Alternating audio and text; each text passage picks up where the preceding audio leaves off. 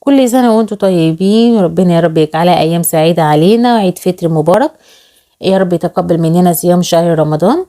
النهاردة هنعمل طريقة البيتي فور في البيت بطريقة سهلة جدا، في 10 دقايق، ما بياخدش وقت خالص. مكوناته سهلة جدا والطريقة سهلة.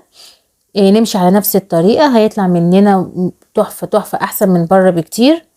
ممتاز. ما تنسوش تدعمونا بالاشتراك في القناة واللايك والشير عشان توصلكوا كل فيديوهاتنا الجديدة وكل الوصفات اللي هنعملها جديدة.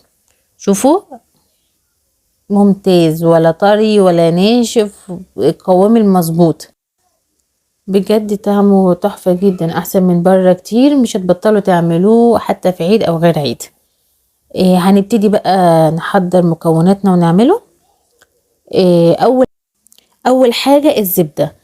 الزبدة بنضربها كويس جدا، لما توصل للقوام بتاعها تبدأ تبيض بننزل عليها بسكر البودرة، وبعد السكر البودرة يدخل كله بننزل عليها بالبيض، وبعد كده الدقيق بتاعنا. طيب المقادير بتاعتنا عشان تطلع مظبوطة: كيلو الدقيق بياخد معاه نص زبدة. وافضل حاجة للعجين الزبدة نستخدم الزبدة نيوزيلندا، مش متوفر وغالية علينا ناخد الفرن، هتطلعها برضو حلوة جدا. عجينة لو احنا هنعمله بيتي فور بالشوكولاتة، هنقلل كمية اللي احنا مثلا هنشيل معلقتين 3 معالق 4 معالق الدقيق، نحط مكانها بودرة الكاكاو. ونشكل بقى بالاشكال اللي بنحبها، اي شكل بتحبوه تشكلوا عليه. بجد طريقة سهلة جدا، المقادير سهلة جدا. كوباية دقيق قدامها كيلو دقيق قدامه نص كيلو زبدة ومعلقة فانيليا، 4 بيضات. الكيلو الدقيق بياخد 4 بيضات، معلقة بيكنج معلقة بيكنج باودر وذرة ملح.